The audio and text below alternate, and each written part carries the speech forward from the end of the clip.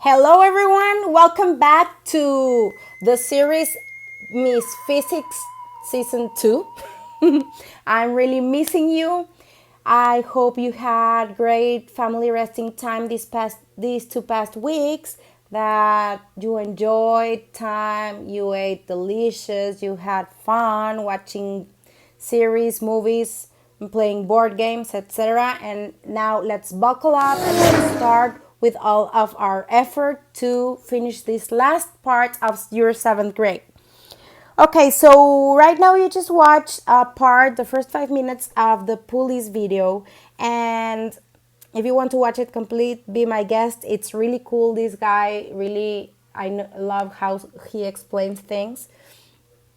And now I will review a little bit of these three types of pulleys. Okay, the first one is a fixed pulley, and the fixed pulley in Spanish will be polea fija. It means that it's fixed on the ceiling, it won't move. Okay, the way this one helps, for example, in this one you have 100 pounds to carry and you need 100 pounds as a force, but it helps you because you are pulling it downward and the object is moving upward, so it's changing direction, and that's how this simple machine helps you.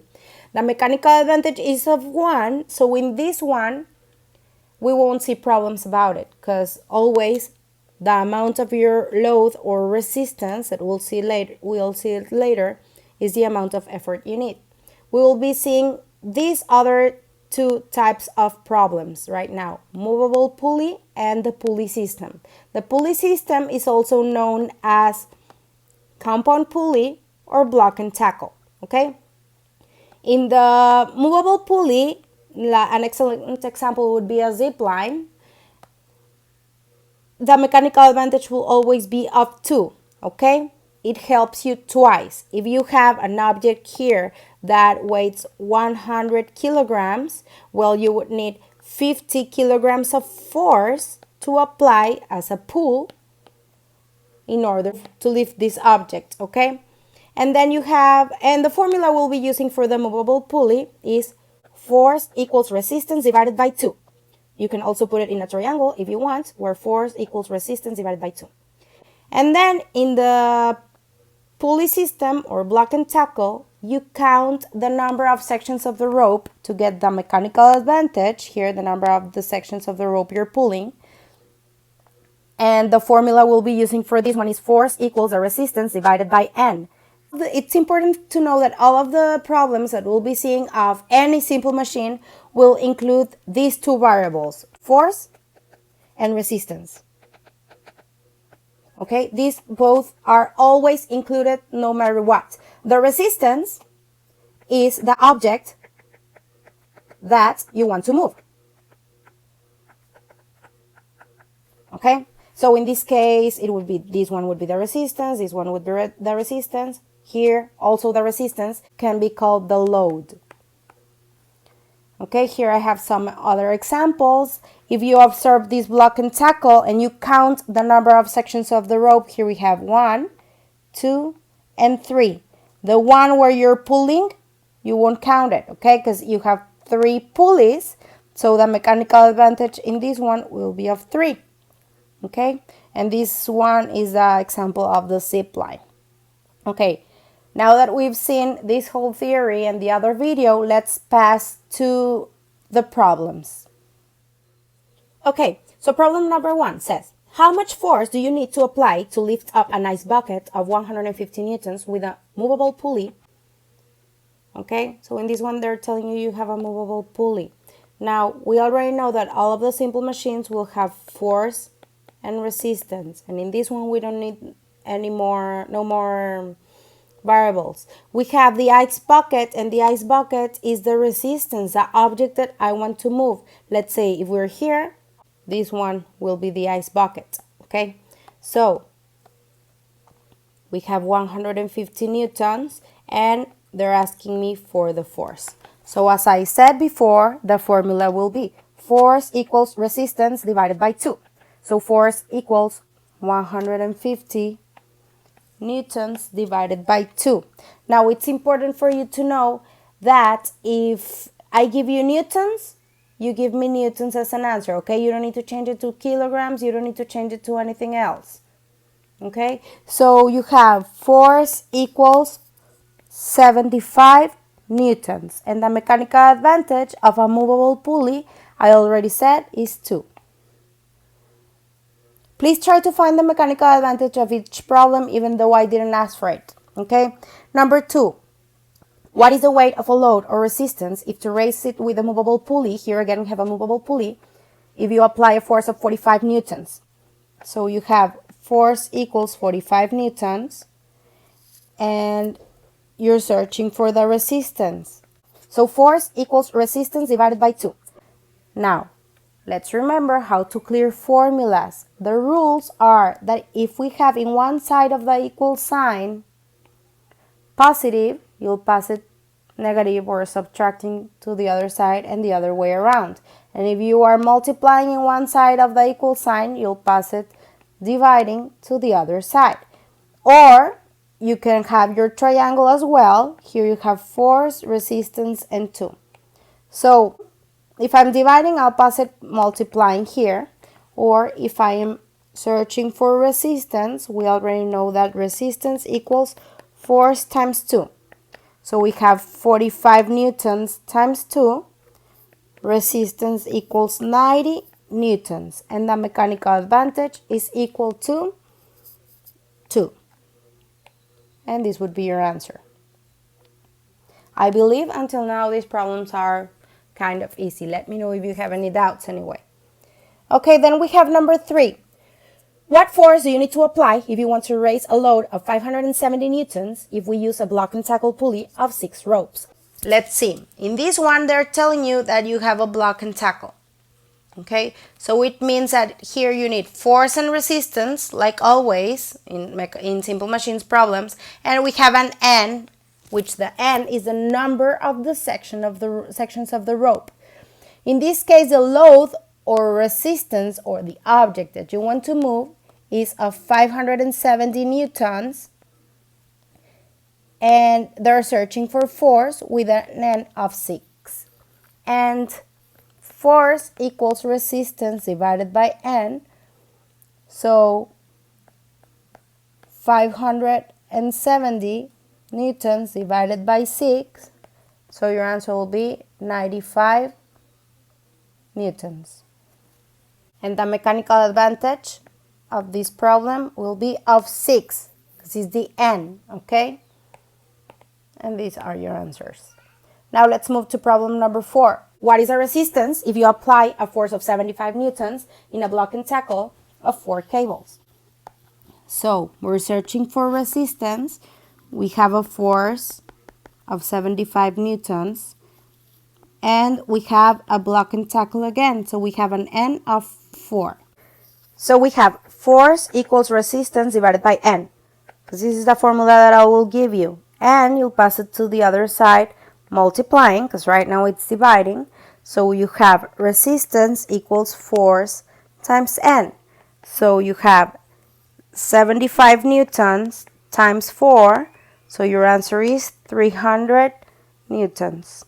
If I give you newtons, you give me newtons. And mechanical advantage will be of 4. Mechanical advantage will not have a unit, okay? You only put me the number like that. Now let's start with inclined plane examples and let's watch this video. An inclined plane is a simple machine that makes lifting objects easier. In order to lift something, you must do some work. The amount of work you do is equal to the force you use, or the effort of your pull, times the distance you apply it. An inclined plane makes things easier by changing the direction and the distance you push or pull. This also changes the amount of force you need to use. Let's see how this works by lifting a suitcase 1 meter up into a van. The suitcase weighs 120 newtons. Newtons are a way to measure force, such as weight. Without the plane, you would need to lift with a force of 120 newtons for 1 meter. This would take 120 Newton meters of work. The inclined plane will make doing the same amount of work easier. Our inclined plane will be a 3-meter plank leaning against the back of the van. Adding wheels to the suitcase will decrease the friction between it and the plank. Friction always makes doing work harder. Without any friction, you would need to push the suitcase with only 40 newtons of force. But now you have to push for 3 meters instead of just 1. You still did the same amount of work as lifting because you used 40 newtons of force over 3 meters. 40 newtons times 3 meters equals 120 Newton meters of work. The inclined plane made it easier by changing the angle you push at. Now you don't need to push directly against gravity. You can push with less force than the entire weight of the suitcase. The trade-off is you had to move it over a greater distance. That's how the inclined plane works. You trade force for distance while the amount of work stays the same. The longer the plank, the less you lift directly against gravity, but the farther you have to push.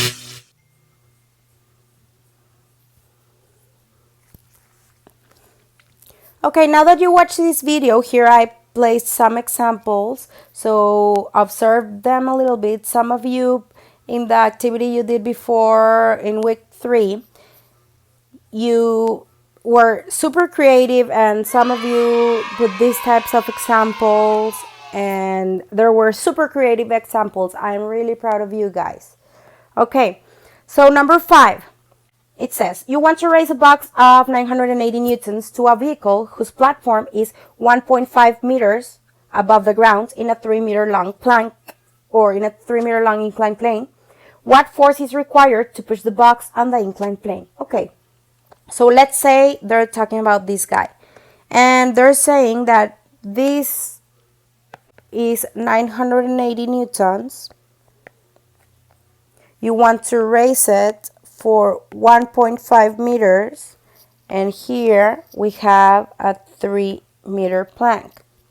Okay, here is your box, and they want to know the amount of force you need. So if we pass this information to the problem, let's remember the data. All of these problems need to have data, guys. So we have force and resistance always as data. And in inclined planes, it's not like in the pulleys that you don't have any more or an end. In this one, you will have length and height. So the force, we do not know it. We're searching it because they're asking me what force, okay? Then we already know that the resistance is the object that you want to move. In this case, the box. So we have a resistance of 980 newtons. And then we have a length of 3 meters and a height of 1.5 meters. Now, the formula that we'll be using will be force times length equals resistance times height, and we are searching for the force. So now we've seen before the rules. Here we have the rules. If we are adding, we pass to the other side subtracting. If we're multiplying, we pass to the other side dividing. So here is what we're doing. Length is multiplying force.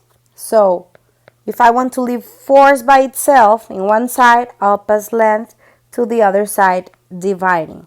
So my formula will be resistance times height divided by length. So force equals 980 newtons times 1.5 meters divided by 3 meters. Okay. The unit that you will cancel in here will be meters with meters, and your answer will be given in newtons. If I give you newtons, you give me newtons. If I give you kilograms, you give me kilograms. If I give you grams, you give me grams, and so on and so on. Okay? So 3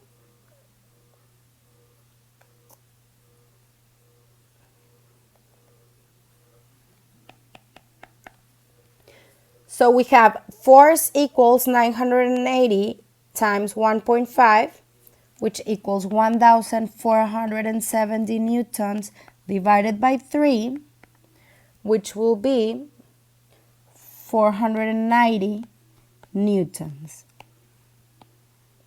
So you need 490 newtons of force to push that box into the truck.